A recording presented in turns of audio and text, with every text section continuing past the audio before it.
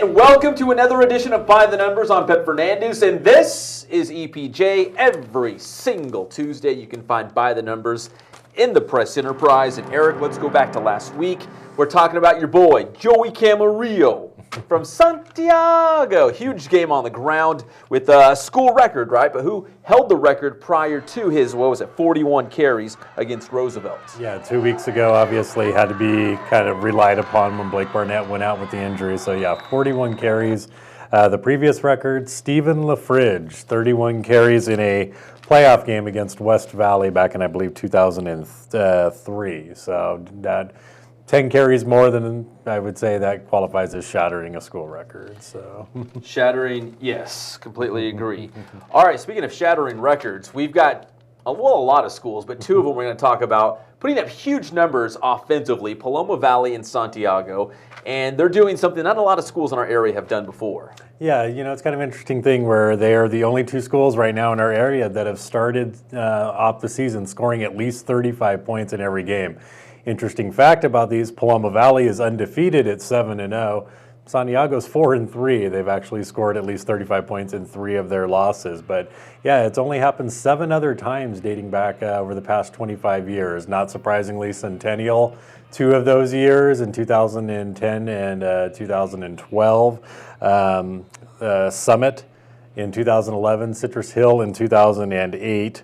Corona in 2006, and then you go in the 90s, only Bloomington 94 when they set the national scoring record, and the 91 Valley View team that had David Dotson the year he broke the state rushing record. So, and Eric, and scoring at least 35 points per game in a season is good news down the road come playoff time, right? Yeah, it could be, kind of a good sign or a good omen here. 5 of those previous 7 teams went on to win section titles. The 2 that didn't were the 2006 Corona team and the 91 Valley View team. Both those teams were playoff teams, but yes, Summit, both Centennial teams, Citrus Hill, and the Bloomington team all won CIF titles.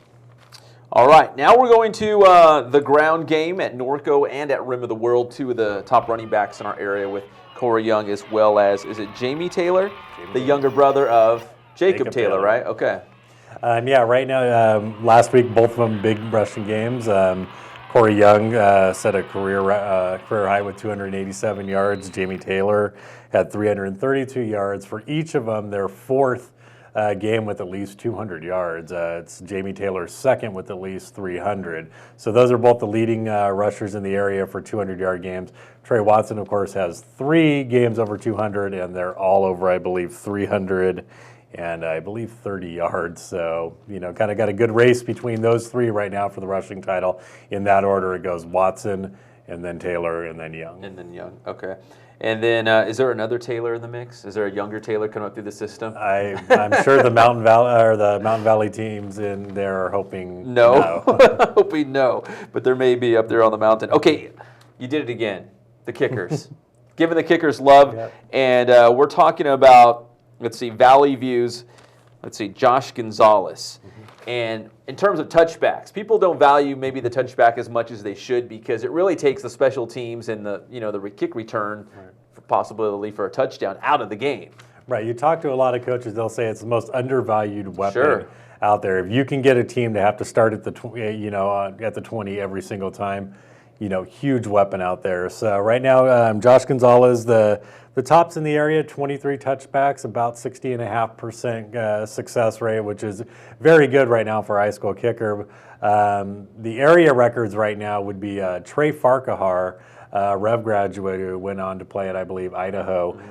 69 touchbacks is the most in a season, but the record for highest percentage, San Jacinto's Will Mondragon, one season, 85.4% of his kicks. If I'm not mistaken, it was 23 of 29 of his kicks went for touchbacks that season.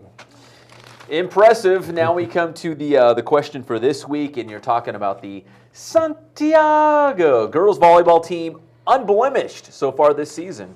Yeah, and one of the most amazing runs I've kind of seen out here to not having dropped a set all year. But right now, they are 26-0 on the season.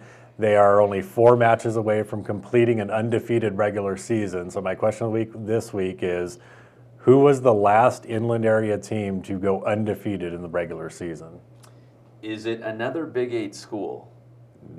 No. There's your one hint. I always try to get one hint out of EPJ every week. All right, so next Tuesday we will have the answer. And thanks for joining us. For Eric Paul Johnson, I'm Pep Fernandez. We'll see you next time on By the Numbers.